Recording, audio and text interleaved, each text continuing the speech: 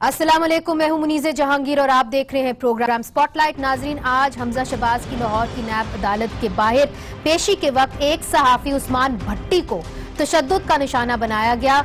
हम इस प्रोग्राम की वसातत से रियासती अदारों की तरफ से सहाफियों पर तशद्दुद की सख्त मजम्मत करते हैं। ये एक सहाफी पर नहीं, पूरे मीडिया पर हमला है। जूं नाजरीन मौलाना फजल रहमान के धरने के दिन करीब आ रहे हैं, सियासी दर्जा हरारत बढ़ रहा है। हुकूमत मुखालिफ आज़ादी मार्च के खिलाफ दायर दरख्वास्तों को निपटाते हुए मुकामी इंतजामिया को कानून के मुताबिक मामला देखने का हुक्म दे दिया गया है। अदालत में इस हवाले से चीफ जस्टिस अतर मनिल्ला ने दरख्वास्त गुजार वकील हनीफ राही से कहा कि क्या आप ये कहना चाहते हैं कि इनको एहतजाज का हक हासिल नहीं, जिस पर वकील हनीफ राही ने इस्लामाबाद हाई कोर्ट में कहा कि पॉलिसी के खिलाफ एहतजाज का हक है, जमहूरी हुकूमत के खिलाफ नहीं। इस पर चीफ जस्टिस अतर मनिल्ला ने रिमार्क्स दिए कि एहतजाज किसी भी शहरी का बुनियादी हक है, इसको खत्म नहीं किया जा सकता। दुनिया भर में कोई अदालत एहतजाज के हक को खत्म नहीं कर सकती। समाअत के दौरान चीफ जस्टिस ने रिमार्क्स दिए कि पाकिस्तान तहरीक इंसाफ को 2014 में इस अदालत ने एहतजाज की इजाजत दी है। तब इंतजामिया को उन्होंने ये भी हुक्म दिया कि एहतजाज करने वालों के हकूक को यकीनी बनाएं। मुकामी इंतजामिया पर किसी के बुनियादी हकूक की हिफाजत जो है वो करनी चाहिए, जो मुकामी इंतजामिया है। नाजरीन, इसी इशू के पर हमारे साथ हैं सायरा अफजल तारर साहिबा, पाकिस्तान मुस्लिम लीग नून से आप वाबस्ता हैं, साबिक वजीर सेहत। सदाकत अब्बासी साहब हमारे साथ मौजूद हैं, पाकिस्तान तहरीक इंसाफ से आपका ताल्लुक है। और उनके साथ तशरीफ रखते हैं मुफ्ती कफायतुल्लाह, JUIF के सीनियर नाइब सदर हैं। मगर सबसे पहले उस्मान भट्टी से बात करते हैं। ये वो रिपोर्टर हैं जिनके ऊपर आज तशद्दुद किया गया। उस्मान साहब, क्या हुआ, क्यों तशद्दुद किया गया आपके ऊपर, क्यों ये सिचुएशन भी हुई इस तरीके से?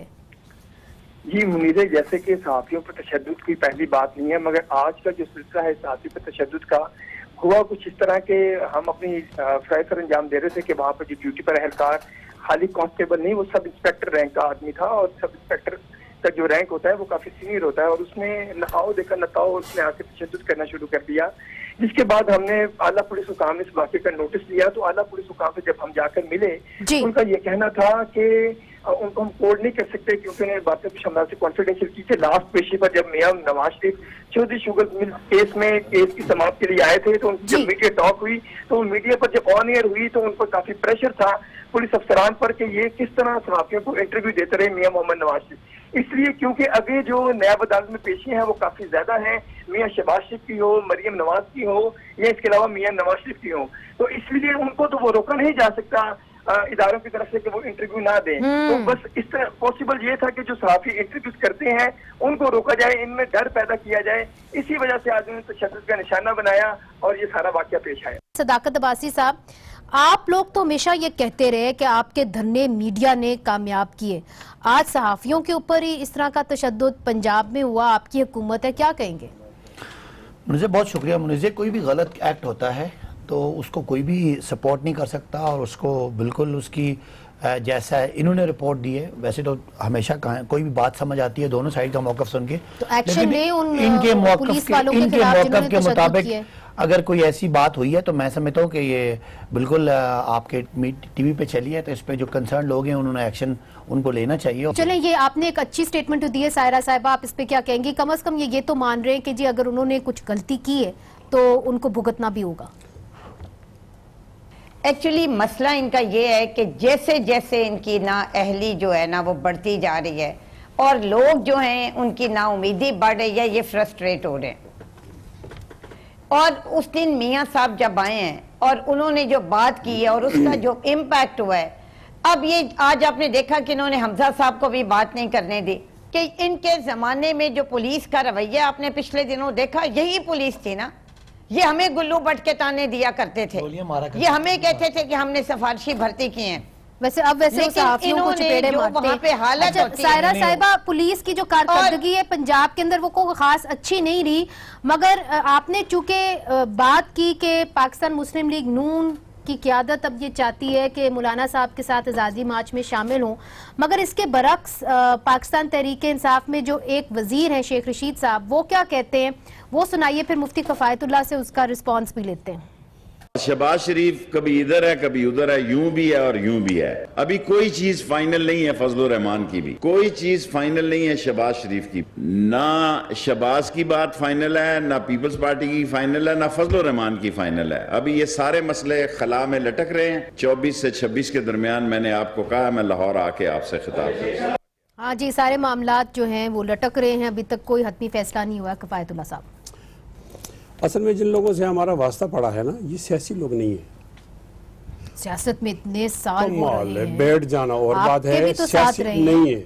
आपके भी तो साथ अब ये लोग सियासी मामलात को सियासी तरीके से हल करने की सलाहियत नहीं रखते। जब ये सलाहियत नहीं रखते तो ये क्या करेंगे, ये रियासत के डंडे को आवाम पर इस्तेमाल करेंगे। आज जिस तरह उस्मान भट्टी पे इस्तेमाल किया है, उस्मान भट्टी के बारे में जो इनका मज़हब ख्वाना लहजा है ना, ये काबिल कबूल नहीं है।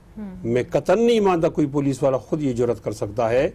उसको बताया आप समझते हैं कि क्या पंजाब हुकूमत ने हिदायत दी कि आप सहाफियों को मारे? आगे और अच्छा, देखें, मगर जैसे ये धरना ना मुनीज में मुकम्मल करूं इसको, जैसे धरना करीब आएगा ना, आपको तशद्दुद की और किस्में आएंगी। अच्छा, मगर इसके खिलाफ हम पहले भी बता चुके, सदाकत साहब आप थोड़े लेट आए, हम पहले भी बता चुके कि इस्लामाबाद हाई कोर्ट की अब डायरेक्शंस आ गई हैं, जस्टिस अतर मिनल्ला की डायरेक्शंस आई हैं और उन्होंने कहा है कि यह हुकूमत की जिम्मेदारी है कि प्रोटेस्टर्स को वो हिफाजत से रखे, उनको तहफ़्फ़ुज़ फराहम करें। आपके हवाले से बता रहा हूँ, आप मजलूमों का साथ दें। इस वक्त भी वजीरिस्तान, बाजाओल, लाहौर में हमारे साथियों पर, हमारे कारकुनान पर पर्चे भी हो रहे हैं, उनको जेल में बंद कर दिया गया है। मौलाना ज़ियाउल्लाह नाम का हमारा रहनुमा है, अमीर है, उसको जेल ले गए हैं और वजीरिस्तान में हमारे साथियों को जेल ले गए। वही है जो कहते थे कि हम यहूदियों पे हमला करने जा रहे हैं। देखो आपका इस कुफर की जंग, थोड़ा मुहाज़ब है, वीडियो दिखा दूं आपको, वो और है भाई। ये अच्छा, मैं कहता हूँ इजलास हम करते हैं, इजलास करते हैं, तो ये पोजीशन है। दो बातें, एक तो जो जस्टिस अतर मिनल्ला साहब ने कहा कि जी बिल्कुल अमन व अमान से काम होना चाहिए। मुनीज़े, आपने वो विजुअल्स देखे? वो आपको देखा, कश्तियों में एक बहरी फौज आ रही थी। अगर ये आ गया है इस्लामाबाद हाई कोर्ट से हिदायत, तो आप फिर इनके ऊपर तशद्दुद या किसी किस्म का पुलिस एक्शन तो नहीं ले सकते ना आफ्टर दिस, राइट? आप यहाँ टीवी पे बैठी हैं, तो वहाँ लोग 2-2 मीटर के डंडे तैयार कर रहे हैं। अच्छा, वो कश्तियां तैयार कर रहे हैं। अच्छा, ये जो आपके पीछे सुप्रीम कमांडर हैं, ये सलूट ले रहे हैं, मार्च हो रही है, प्राइवेट मिलिशिया तैयार हो रही है, वहां पे गार्ड ऑफ ऑनर पेश किया जा रहा है। और ये हमारे नून लीग वाले, पीपल्स पार्टी वाले इस मुल्क को कहां धकेलना चाहते हैं? FATF आपके पीछे है, इंडिया आपको एक एक्सट्रीमिस्ट इस्लामिक टेररिज्म का सेंटर डिक्लेयर कर रहा है। आप क्या पाकिस्तान को 10 साल पीछे लेके जाएंगे? अभी आपने इनकी बात मानी, सायरा अफजल साहब ने जो बात की, उनका गुस्सा मेरे पे उतारे, उनकी बात, वो जो मियां साहब को इतना हीरो कौम का हमारे वो क्या हमारे लिए जो जेल काट रहे हैं, उनकी इतना उनका इमेज भाई को सजा काट के अदालत में मुझे बताएं, मैं प्रोग्राम नहीं कर सकती। इनको आपने 2 दफा मौका दिया, मेरे पे नहीं सर, मैं ऐसे प्रोग्राम नहीं कर सकती, मैं इस तरह के प्रोग्राम करती नहीं। सायरा साहिबा, ये आपने बात सुन ली है सदाकत साहब की, उनका ये कहना कि पाकिस्तान मुस्लिम लीग नून और पाकिस्तान पीपल्स पार्टी किस तरफ धकेल रहे हैं, ये उनका कहना है। शेख रशीद साहब ये कहते हैं कि जो शहबाज शरीफ साहब हैं वो दोनों विकेटों के ऊपर खेल रहे हैं। अब उनके बात पे दम इसलिए लगता है चूंकि खुद नवाज शरीफ साहब ने एक जो खत लिखा है वो शहबाज शरीफ साहब को लिखा है और कहा है कि वक्त आ गया है कि अब डट जाओ, अपनी बात मनवाने का वक्त आ गया है। उनको क्या जरूरत पड़ी अपने भाई को ये खत लिखने की? मुनीसे, बात ये है, एक तो अब्बासी साहब अभी जब इतनी गंभीर सूरत हाल पेश कर रहे थे कि मुल्क को किस तरफ धकेल के जा रहे हैं, तो मुझे बड़ी हंसी आ रही थी और मैं सोच रही थी कि इंसानी यादाश्त कितनी कमजोर होती है। जिस वक्त लाइटर के साथ बिलों को आग लगाई जा रही थी और डंडा बरदार जुलूस जो है वो इस्लामाबाद की तरफ हमला आवर थे और पार्लियामेंट पे हमला, PTV पे, और पुलिस वालों को वजीर आजम साहब कह रहे थे कि खबरदार अगर किसी ने हाथ लगाया तो मैं छोड़ूंगा नहीं।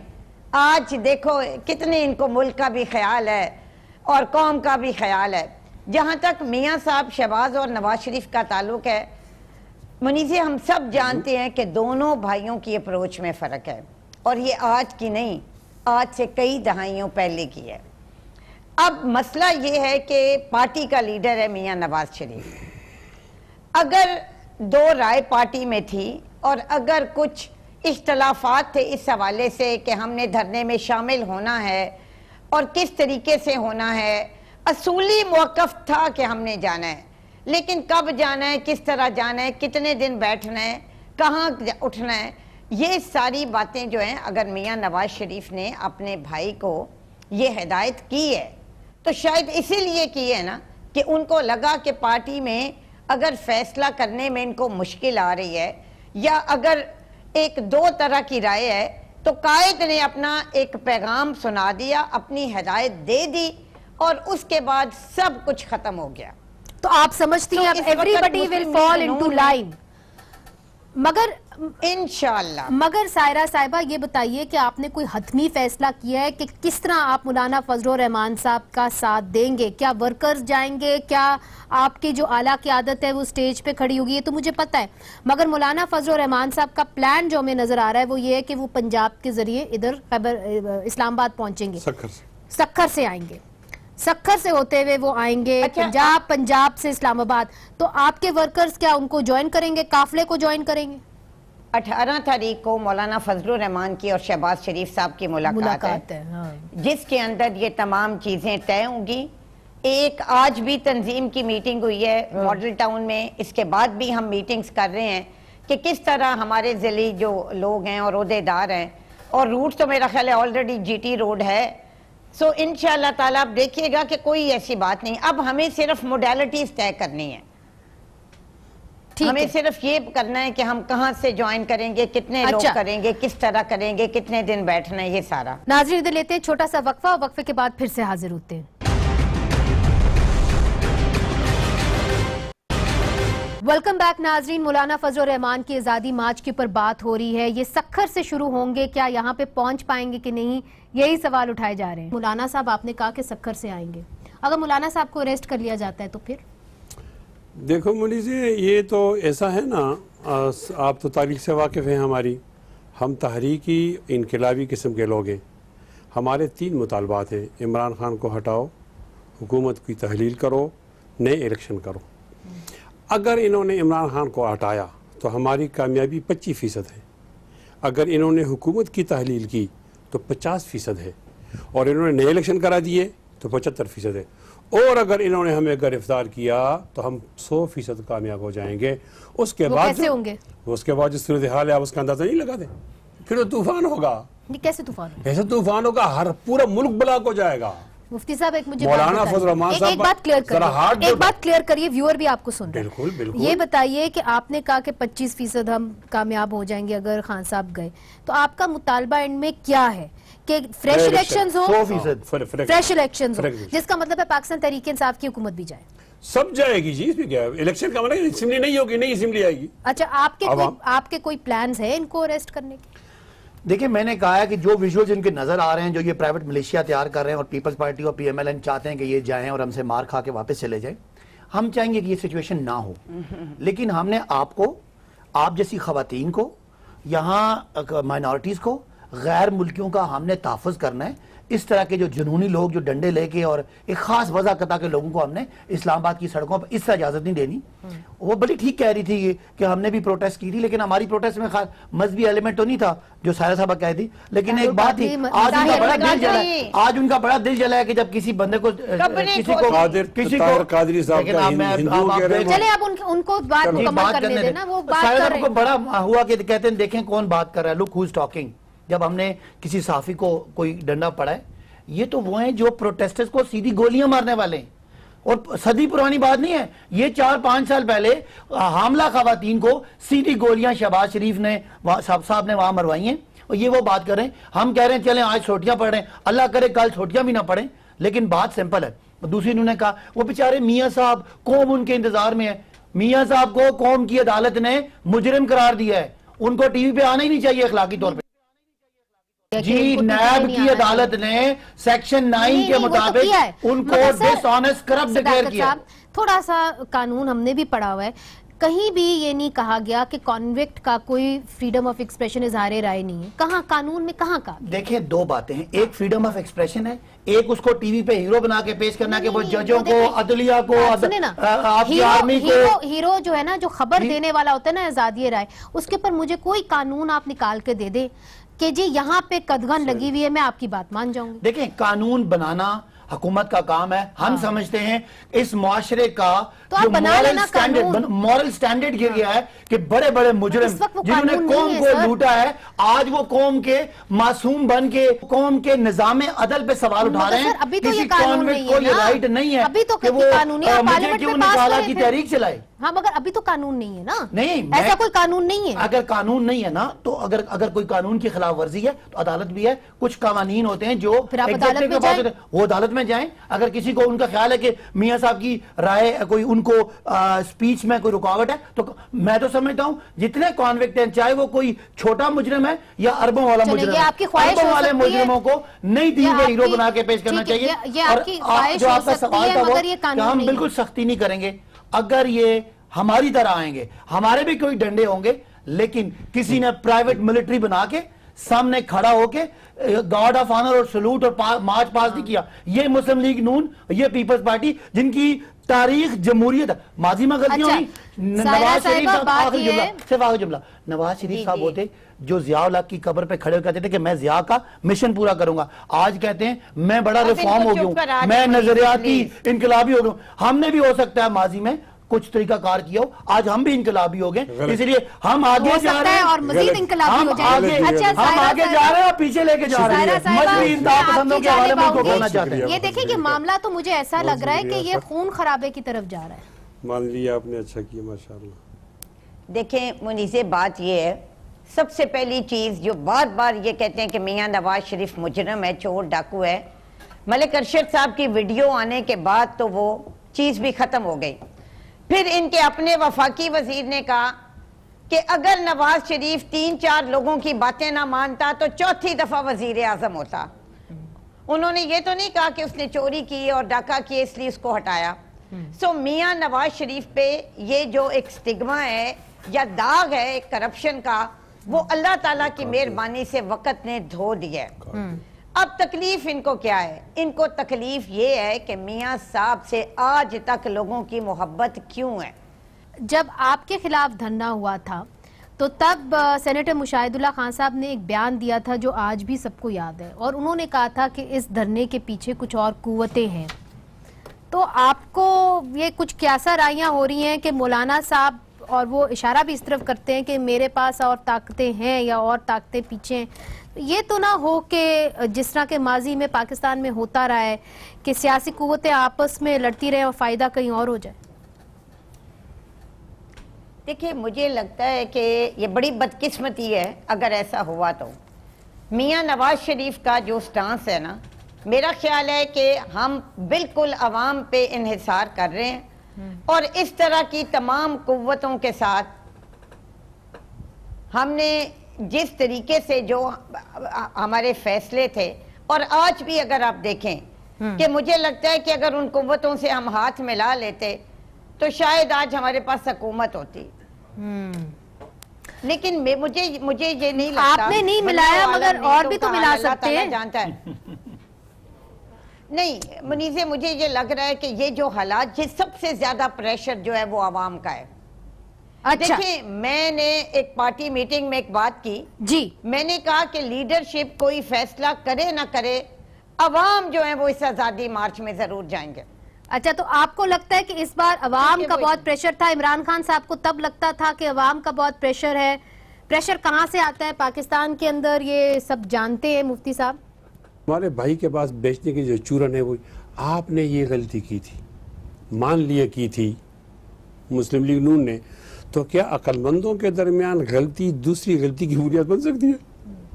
आपने गलती की थी, हाँ आपने गलती की थी, हम ये नहीं करेंगे। कहते थे, आप कहते हैं रिपीट करना चाहते हैं। हम जिस ये सवाल मेरा ले लेना, आप कहते थे धरना हमारा गैर शरई है। कहा है कि हमारे दरमियान, मैं वैसे सवाल आपने मेरा हमारे दरमियान इंटरप्शन नहीं होगा। चले, थोड़ा सा हमें स्टडी करने की जरूरत है, थोड़ा सा हमें स्टडी करने की जरूरत है। जो ये धरना है ना, ये तमाम धरनों से मुख्तलिफ है।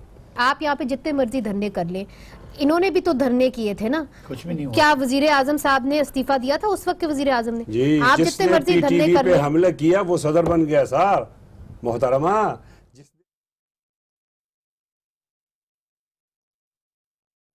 फोन कॉल के बाद बना, आपको कौन सी फोन कॉल आई थी? अल्लाह अकबर, देखो रास्ता तो यही है ना, अब मैं सदर बनने जा रहा हूँ, आप मुझे मुबारक दें।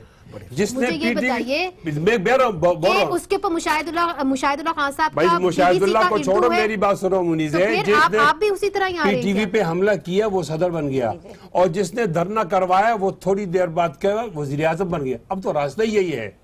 हम देखो, हम इमरान खान को, रास्ता क्या है? इमरान खान बताता हूँ, इमरान खान ने दावत दी, आप आओ, हम आपको कंटेनर देंगे, खाना देंगे, हलवे का भी कहा है, और कहा इतने लोग जमा करो तो हम चले जाएंगे। वो तो अपनी बात का ख्याल तो रखेगा ना, नहीं रखेगा। इसलिए कि अब जब इतने लोग आएंगे ना मुनीज़, इतने लोग आएंगे जितने उन्होंने कहा था, अखलाकी तौर पर वो चला जाएगा। आखिरी सवाल मैं आपसे करना चाहूंगी, वो ये कि इमरान खान साहब सऊदी अरब जा रहे हैं, क्या सऊदी अरब से तो दबाव नहीं आपके ऊपर है कि जी कम अज कम आप धरने के ऊपर या आज़ादी मार्च ना करें, ताकि मुल्क के अंदर इकॉनमी जो है वो ठीक रहे, यहाँ पे इंस्टेबिलिटी ना आए? हमें तमाम चीजें हमारे जहन में थी तो हमने फैसला किया है, हम फैसले के बहुत पक्के लोग हैं। ठीक है, इंशाअल्लाह मुनीज़े, आपको तो एक बार एहसास होगा, ये धरना होकर भी रहेगा, और जो हमें कह रहा हूँ ये मुतालबात पर अमल भी होगा भी आवाम के वक़्त। सदाकत साहब, एक बात जरूर मैं आपसे पूछूंगी कि जिस तरह ये कह रहे हैं कि खान साहब ने ये कहा था, वाकई में कहा था कि मैं कंटेनर लगाऊंगा, मैं उनको हलवा भी दूंगा, तो अब वो आ रहे हैं तो 100 बिस्मिल्लाह आने दें, एहतजाज करके क्या चला जाए? अच्छा, मैं दो बातें, एक तो उन्होंने आरिफ अलवी साहब पे इल्जाम लगाया कि उन्होंने पीटीवी पे हमला किया, जो इनकी बात, ये माशाल्लाह बाशरा आदमी है, बड़ा एहतराम है मजहबी लोगों का, लेकिन जितनी आसानी से ये झूठ बोल लेते हैं मुझे समझ नहीं आ रही। गलत कहो भाई, झूठ ना कहो ना। अच्छा सुने, झूठ और जो आरिफ अलवी साहब की कॉल है, देखो सदाकत, जो भी वो, अच्छा आप सुन, आप जो कॉल को वो तो तस्लीम नहीं कर रहे, उस कॉल में ये है कि भाई साहब किसी ने टीवी पे कब्जा कर लिया है, ये टीवी पे पीटीवी पे हमला हो गया, जाहिर है सबको पता है वो कौन लोग थे और कैसे था। कौन था वो? जिस आदमी के बारे में बात कर रहे हैं, जो 2 दफा कराची के लोगों ने जिसको एमएनए बनाया, एक दफा एमएनए बने, दोबारा फिर एमएनए बने, और एमएनए छोड़ के बताइए, क्योंकि अब प्रोग्राम का वक्त बिल्कुल अब आपने बात की कि इनको कंटेनर देंगे, हलवा देंगे, हम देखें जी, जैसा जो ये प्राइवेट मलेशिया आ रही है, मैंने मुनीज़े जहांगीर को, बाकी लोगों को उनका प्रोटेक्शन करना मेरी जिम्मेदारी है। ये सोटे लेके 2-2 गज वाले, और मैं कहा कि खास वजह कता वाले, वो राइट लेफ्ट उल्टे सीधे जो वो कह रहे हैं वो पूरा मन रहेंगे, जिस तरह की तस्वीरें कह रहे हैं वो पूरा मन रहेंगे, नहीं वो आपको पूरा मन लग रहा है। आप चाहती हैं कि नून लीग और पीपल्स पार्टी की जो तारीख है कि मजहबी कार्ड, अगर वो कानून की खिलाफ वर्जी करते हैं, अगर वो कानून की खिलाफ वर्जी करते हैं 100 बिस्मिल्लाह, लेकिन जो ये उल्टे सीधे ये टांगे ऊपर और सर नीचे रख के वीडियोस, इनकी ऑडियोज आ रही हैं, ऐसा तो होगा तो इसी तरह इनको फिर उसी तरह ट्रीट करेंगे। अदरवाइज हम पाकिस्तान को इस तरह की इंतहा पसंदी मजहबी कार्ड एक पीछे 10 साल पीछे जिसका नेशनल एक्शन प्लान में तैयार हो चुका है, अब ये सड़कों पे कोई नहीं कर सकता, हम नहीं करने देंगे। ये बौखलाहट है, मैं भाइयों कहता हूँ, न खंजर उठेगा न तलवार उनसे, ये बस भी मेरे आजमाए हुए हैं। बहुत बहुत शुक्रिया, बहुत बहुत शुक्रिया नाजरीन। इस पार्ट के लिए मेरे पास बस इतना ही वक्त था। वक्फा इधर लेते हैं और वक्फे के बाद हम बात करेंगे, वजीर आजम जो हैं वो सहूलतकारी का रोल अदा कर रहे हैं ईरान और सऊदी अरब के दरमियान, उसमें क्या हो रही है और किस किस्म की पेशरफ्त हो रही है, वक्फे के बाद।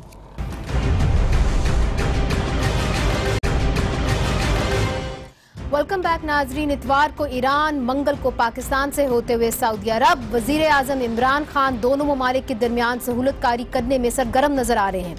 2 रोज पहले ईरान में वजीर आजम ने कहा फरीकैन बातचीत से मसले हल करें, पाकिस्तान सऊदी ईरान कशीदगी कम करने और मुज़ाकरात से मसाइल हल करने में सहूलतकारी के लिए तैयार है। सितंबर में अक़वाम मुत्तहिदा जनरल असम्बली इजलास में शिरकत के लिए अमरीका के दौरे के दौरान वजीर आजम इमरान खान ने कहा था कि इनकी हुकूमत कोशिश कर रही है कि ईरान और अमरीका के दरमियान बढ़ती कशीदगी में सालसी करे, और अमरीका सदर डोनाल्ड ट्रंप ने उन्हें ईरान के साथ तनाव में कमी लाने के लिए सालसी के लिए कहा था। ताहम जब सदर ट्रंप से पूछा गया कि क्या उन्होंने पाकिस्तानी वजीर आजम को इसमें शामिल होने के लिए कहा था, तो ट्रंप ने ये कहा, Iran? Well, he'd like to do that, and we have a very good relationship, and there's a chance that that could happen. But no, I haven't spoken. He actually asked me. He thought it would be a good idea to meet. But no, I haven't spoken. He actually asked me. He thought it would be a good idea to meet. नाज़रीन, Saudi अरब और Iran के दरमियान जो बाहमी ताल्लुकात में कशीदगी है वो पुरानी है, लेकिन 2015 में यमन जंग के आगाज़ के बाद इनके जो ताल्लुकात हैं वो मज़ीद बिगड़े गए।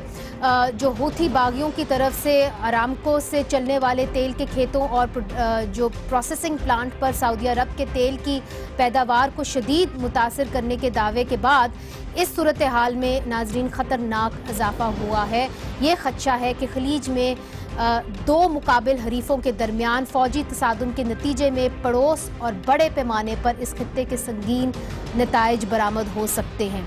इस तनाज़ुर में पाकिस्तान समेत मुतअद्दिद ममालिक इस बहरान पर काबू पाने के लिए कोशिशें कर रहे हैं। वज़ीर आज़म इमरान खान ने नाज़रीन CNN को इंटरव्यू दिया ईरान दौरे के बाद, और उन्होंने क्या कहा ये दिखाते हैं। Well, President Trump, when I was at New York, did say that we should try and be a go-between Iran and the United States, and I did speak to President Rouhani when I was in Iran about the U.S. offer, and that's an evolving situation. So let's see if it gets anywhere. But the U.S. is a little bit more complicated. So I won't go into too much details about it until there is some response from both sides. I think President Trump, say whatever people will say about him and criticize him, but at least what I like about him is he does not believe in wars.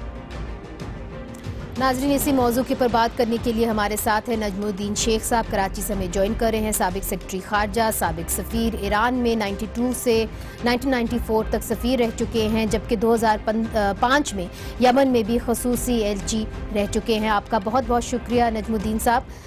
2016 में भी ये कोशिश हुई थी, आपको याद है, उस वक्त के चीफ ऑफ आर्मी स्टाफ राहील शरीफ और उस वक्त के वज़ीर आज़म नवाज शरीफ ईरान भी गए थे, फिर सऊदी अरेबिया भी गए थे। इस बार वज़ीर आज़म इमरान खान साहब हैं, chief of army staff Bajwa साहब हैं, मुख्तलिफ हो सकता है कुछ? जी देखिए, ये जब सलासी की जाती है या सहूलतकार का किरदार अदा किया जाता है तो ज़रूरी चीज़ ये होती है कि दोनों जिनमें आप सुलह करवाना चाहते हैं उन दोनों की ख्वाहिश हो कि ऐसी सुलह हो। अब मुझे चीज़ें नज़र आ रही हैं कि सऊदी अरेबिया ने कुछ एलची भेजे हैं और कुछ एलची उनके पास पहुँचे हैं। इनमें बिलखुसूस कुवैत और ओमान के नुमाइंदे भी हैं, और उनके अलावा और चीज़ें भी हुई हैं सऊदी अरेबिया और ईरान के दरमियान, जिससे वाज़ेह होता है कि सऊदी अरेबिया को भी एक खदशा है कि अगर यहाँ पे फ़ौज का इस्तेमाल हुआ तो सबसे बड़ी तबाही सऊदी अरेबिया की और ईरान की होगी। बाकी क्या हो वो और चीज़ है, लेकिन एक तरफ ईरान की तरफ से स्ट्रेट्स ऑफ हुर्मुज़ बंद कर दिया जाएगा और दूसरी तरफ जो उनके मिसाइल्स के लिए टारगेट्स हैं वो सऊदी अरेबिया और UAE हैं। तो उनके लिए भी एक खदशा नज़र आ रहा है, और वो खदशा इससे दूर नहीं होता कि आपने अभी और 1000 और 3000 दोनों फिगर्स कही जा रही हैं कि अफवाज भेजी जा रही है। 14,000 कुल एडिशनल अफवाज भेजे हैं अमेरिका ने, लेकिन उसके बावजूद वहाँ पे दोनों को मुझे लगता है कि ख्वाहिश है कि किसी तरह सुलह हो जाए, और उस सुलह में मैं समझता हूँ कि ईरान चाहेगा कि सऊदी अरेबिया कुछ असर अपना इस्तेमाल करे कि अमेरिका ने जिस किस्म के उन पे सैंक्शंस लगाए हैं उनमें भी कुछ कमी हो और बातचीत शुरू हो। उसके भी कुछ आसार नज़र आ रहे हैं, क्योंकि American farmer diplomats William Burns जो कि डिप्टी सेक्रेटरी ऑफ स्टेट थे, उन्होंने पुराने एम्बेसडर्स के साथ मिलके लिखा है कि साहब अब ये वक्त आ गया है कि आप बातचीत करें ईरान के साथ, और उस बातचीत में आप भी कुछ कंसेशंस करें। तो कुछ इम्कान हैं, और जब इम्कान है तो इमरान खान का जो किरदार है वो बहुत अहम साबित हो सकता है दोनों ममालिक के लिए।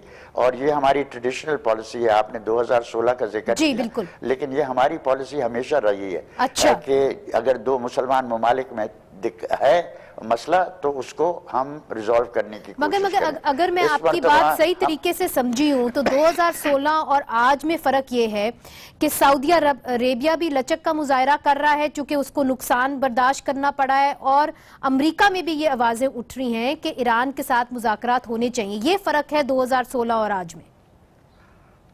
जी, एक ये फर्क है, और दूसरा मैं समझता हूं कि जो अभी उन्होंने सहूलत का मिला है उसकी पर्सनालिटी का भी एक इन्फ्लुएंस है। अच्छा। क्योंकि उन्होंने जो रोल अख्तियार किया है वो कहीं कदर ज्यादा अहम है बनिस्बत वो रोल जो कि 2016 में राहिल शरीफ अदा करना चाह रहे थे।